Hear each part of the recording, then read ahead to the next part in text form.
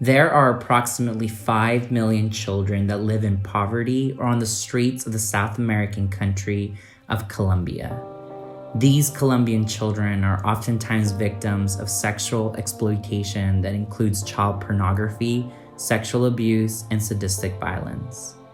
Being born in Bogota, Colombia in 1991, I was one of these children.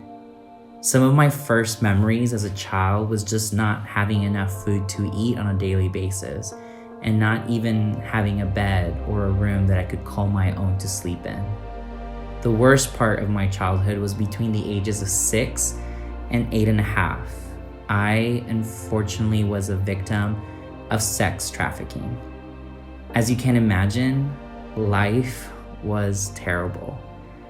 And it came to a point in my life when I was 8 years old. I clearly remember being at the most terrible point of my life. I was able to get on the roof of this 5-story building, and I was at the edge of this roof looking down, and I knew that if I jumped, I would die. I wanted to die.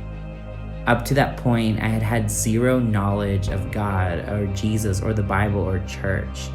But I remember looking up to heaven that very day and just asking the question, is this all there is to life? At 8 years old, I had zero understanding that God was going to take me out of the miry clay and set my feet upon a rock. I was adopted right before my 9th birthday and was brought to America to become part of a beautiful Christian family that taught me about God. My healing from my past was not an easy thing, and I thought it was impossible. I thought I was never going to be able to do it. But what we think that is impossible, God actually sees as possible. And for me, doing the impossible was actually allowing God through me to see lives change, because I was willing to allow my story to not be something that would define my present and my future, but would actually give hope to those that also had their own impossible situations.